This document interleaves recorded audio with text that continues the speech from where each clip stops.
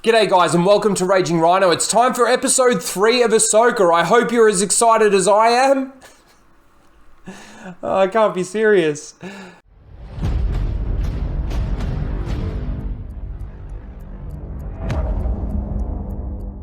G'day guys and welcome to Raging Rhino. It's time for episode 3 of Ahsoka. Now, based on what we got last week out of the first 2 episodes of Ahsoka, I'm not really expecting too much. I'm certainly not expecting too much story, and I'm not expecting too much Star Wars.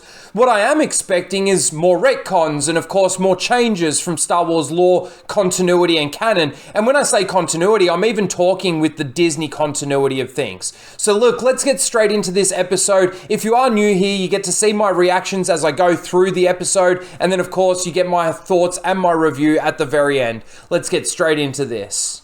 Anyone check on that? Welcome to the control center. Lazy fucking New Republic. I was wondering if you would consider bringing her back on as your apprentice. What would Hera say to Ahsoka that she's considering, like, would you consider taking her back as your apprentice? What does Hera care? Thank you, Huyang. Hey, at least we're doing travel time. Thank you, Huyang. Training while traveling? That's a good idea. Your Mandalorian. Yeah, I learned that the hard way. You're training the body. But you must also open. They're gonna make her force sensitive. This is I'm the worst stupid. candidate to be a Jedi out of. Remember when Luke did this? I can't see. How am I supposed to fight? With the blast shield down, I can't even see. How am I supposed to fight? Okay.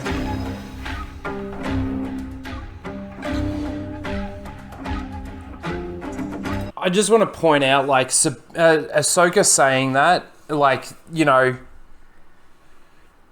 basically if you just concentrate hard enough, you can use the Force. And that's never been essentially how the Force works.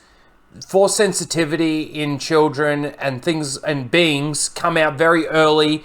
They're not suppressed by anything or anyone, and if Sabine was able to wield the Force, we would have seen it from the character already, especially with the training that she went through with Kanan. And it seems like she's forgotten a lot of that training as well, despite the fact that she's now being trained as a Jedi as opposed to as a Mandalorian because, you know, they need to make her Force sensitive.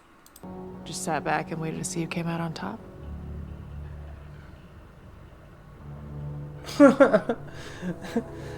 Just insult him General straight Sindula, out. I'm sure we are all grateful for your service and role in restoring the... Make your point, General. I thought Thrawn that she is not already your did. typical Imperial. Expedite my training a bit. What, expedite your Force sensitivity? I'm afraid it doesn't work like that. No, none of this know, works like that.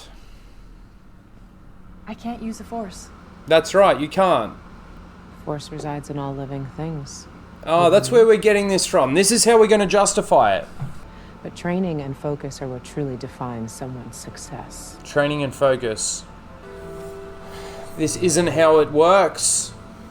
If you need Sabine to be herself, then let her be herself, the Mandalorian that she is. Stop trying to make her a Jedi.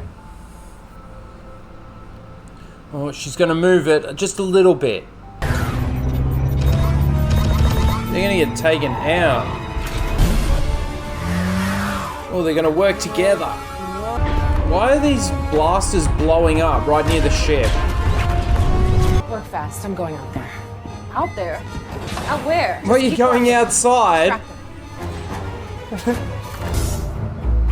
She got magnetic boots on. She got that spacesuit pretty quick. So destroy the ship. Why is what did I just see? Shoot the ship. Destroy the rest of the ship.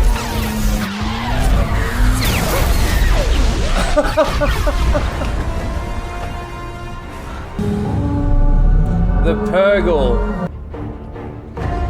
It's gonna end there. Alright, well, that's the end of that episode. I must admit, it was completely lackluster. I was quite bored throughout it. Obviously, they're changing a lot of lore, again, in this episode, with the teachings that they're going through with Ahsoka teaching Sabine. Sabine shouldn't be Force sensitive. She was never Force sensitive. She never showed any abilities in the Force whatsoever. Training with Kanan, or throughout the entire Rebels series, that was not her thing. She was a Mandalorian, and that was it. Now, she could definitely do some pretty cool stuff and some pretty amazing things, but Jedi abilities, Force abilities is not one of those things. And now they're just trying to say that the Force flows through everything and everyone. So everyone, if you just concentrate hard enough, you will eventually be able to use the Force. And look, we're yet to see Sabine actually unleash those Force abilities. But they're foreshadowing this. It's definitely coming. And to me, that is a complete retcon of the character. I thought that this was very lackluster. Obviously, they're trying to play off the fact that Luke, wasn't able to see while he was training. And this drags out for quite a while, Ahsoka walking around her, tapping her on the shoulder. Now, there might be people out there that like this kind of thing, but they could have cut this down by probably a minute or something like that, and still achieved the same thing that they wanted to achieve. Hera, and they obviously acknowledge Jason Syndulla in this episode. He says how much he wants to be a Jedi, and the fact that Chopper told him that Sabine is going to be training to be a Jedi. This senator over here seems to be like a pretty bad kind of senator. Like, he's not really listening to what Hera has to say. Hera gets all emotional about the fact that she basically lost Kanan. She doesn't say that, but how she lost family and stuff due to the fact that Thrawn was the reason for that. So this whole conversation, it just basically leads to Hera not actually receiving any assistance to go and help Sabine and Ahsoka. Ahsoka and Sabine then sit down and have another conversation about how Sabine isn't Force sensitive, and you get to see Ahsoka use the Force here. Not everyone can handle the type of discipline it takes to master the ways of the Force. Not everybody. And Ahsoka says, start with something small. So while Ahsoka's in the cockpit talking to the droid, she's out there trying to grab the cup or use the Force to move the cup. I thought we might see a little bit of movement, but no, they're definitely holding off on that. Hera then calls them and tells them that they aren't going to be coming and helping them. While they're having that conversation, their transmission gets jammed and they drop out of hyperspace, and this is where the attack ensues. They basically destroy some of the, you could say, Imperial ships, I guess, and they're going to find out what this new hyperspace ring is, basically. I found it funny that the turbo lasers were just blowing up next to the ship, as opposed to like just going right past the ship and continuing on. They destroy, basically put the ship out of commission, and Sabine's like trying to fix the ship while Ahsoka goes and has a bit of a spacewalk.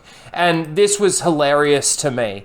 The fact that she's standing outside, I don't think she's got magnetic boots on. Now, whether or not she's able to use the Force to be able to hold herself to the hull of the ship, I don't really know. But the one thing that I did notice throughout all of this is that if they had have continued, they've got no shields, no weaponry, nothing like that. So if they had have just hit the ship a couple of times, technically they should have been able to blow it up, or at least destroy the hull to the point where there's no oxygen, there's no life support or anything inside. But instead of shooting at the ship, which would have destroyed Ahsoka in the process, she goes out there and be's a distraction, and they're just shooting at her, which I thought was hilarious.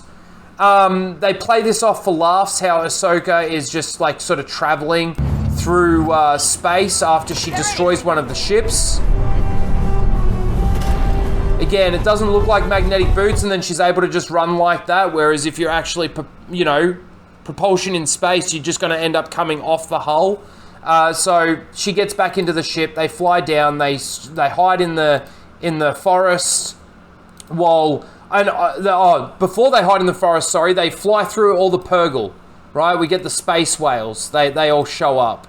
And then they hide in the forest. And while all of that's happening, mind you, all the Purgle stuff, the Merrick, I think his name is, the one that I actually think is Ezra, looks around at the Purgle, I don't know. The more I see of this character, the more I think that that's going to be Ezra, or at least a clone of Ezra, if it's not actually him. They shut down the ship, and then he tells them that it's got 6 hyperdrives, and this could make very fast and very quick jumps into another galaxy. And then Baylan says they're hiding in the forest, go and kill them, to all the mercenaries or the people that are working for them, and they go off, and that's the end of the episode. It is very, very quick. It's very lackluster, like I said. I don't really feel like there was too much actually to talk about. There's not really much to talk about. Other than, like, Ahsoka fighting ships in space with her lightsabers. Like I said, I feel like this is going completely against the laws of Star Wars and the laws of the Force and everything that we know so far. And I know that there are people out there that are going to say, well, it's from George's Star Wars where they say that, you know, the Force flows through everyone, and it's just a matter of that concentration or whatever to be able to wield the Force and use it. I completely disagree.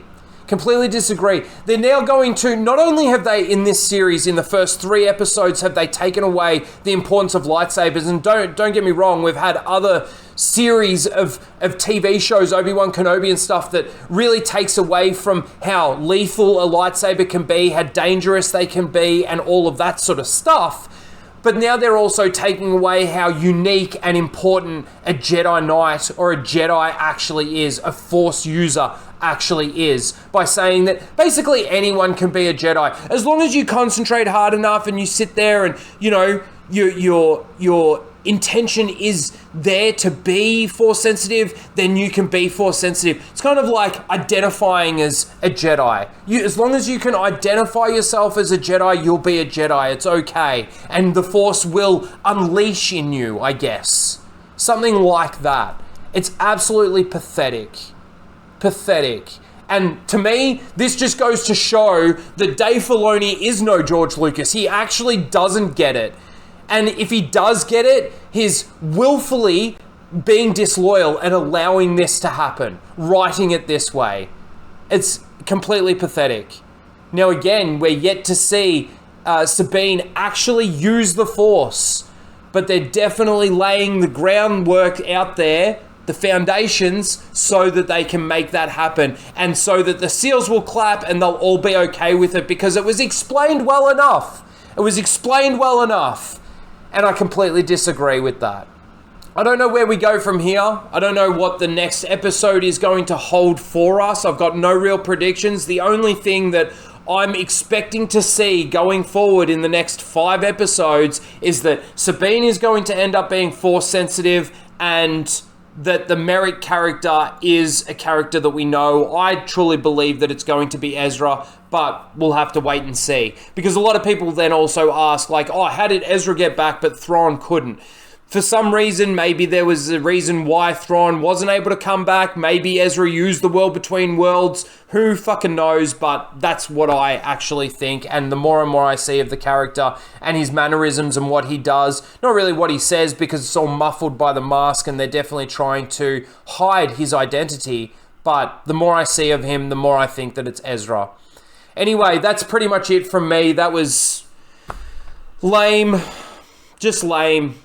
Star Wars, Disney Star Wars isn't Star Wars, and I don't know how many times I have to say it, but to me, it's just not the same thing. It's not the same thing at all. Let me know your thoughts in the comments below about this episode. Please don't forget to like, share, and subscribe, and we'll see you next week for episode 4. Later, guys.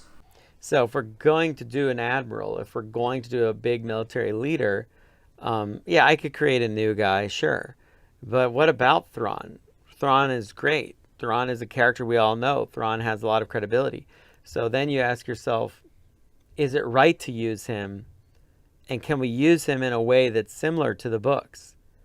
Or are we using him and it's going to go completely into left field? And there have been times when we wanted to use things from the EU and I was like, yeah, but we can't use it that way. So why? I don't want to use it and change it. Mm-hmm. You know, I don't want to use it and make it something completely different. That's rude.